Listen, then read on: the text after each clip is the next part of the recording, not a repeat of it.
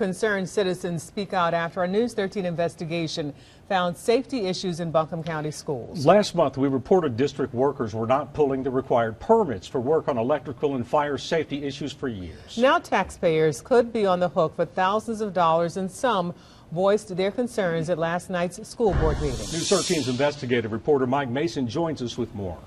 That's right. District officials have maintained schools are safe because the fire marshal inspects them twice a year.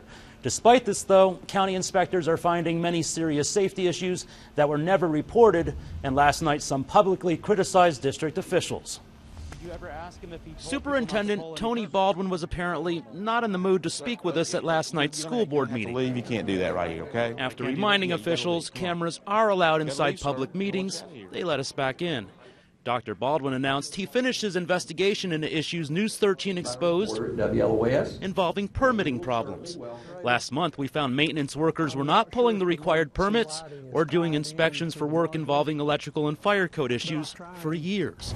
As a result, Maintenance Director Greg Fox and his electrical supervisor Scott Emery are now being investigated by the state. That I have found no evidence of any intentional wrongdoing by either individual based upon the understanding that existed at the time between our county inspections department and our school system. Baldwin says permits were not required for small jobs, but the county's director of permits and inspections, Matt Stone, said permits were indeed required for at least 45 work orders we gave him last month. As a result, his department is now inspecting all 40 schools, and he's uncovered major problems such as overloaded breakers. It could heat up to a point where it wouldn't trip. So, it's a potential fire hazard. We found violations dating back to 2006, and even though the fire marshal inspects schools twice a year, he never noted those violations. That's a violation. Yeah.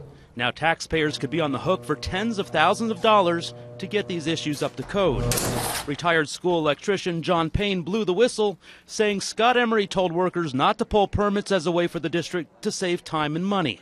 For weeks we tried speaking with Emery and finally confronted him last night. You don't want to speak. What's that? I don't want to speak to you. Well, but you did your investigation. Did you ever ask him if he told people not to pull any permits? Sir, you're gonna have to leave. You can't do that right here, okay? I can't do that? Yeah, you got to leave. Come on. You got to leave, sir. I want you out of here. Although the district remains tight-lipped, concerned citizens spoke up, demanding someone be held accountable. The board is negligent. You should have called for an external investigation into this permitting and inspection situation. Mike Mason found work orders that should have been permitted, as confirmed by Matt Stone. How many more will there be? I feel sorry for the board with liability issues that may lie ahead because of the irresponsibility of your superintendent. The stuff Mike Mason has come up with is just the tip of the iceberg. And so far, 22 schools have been inspected. Meanwhile, the state continues to investigate the district's director of maintenance, Greg Fox, and the electrical supervisor, Scott Emery.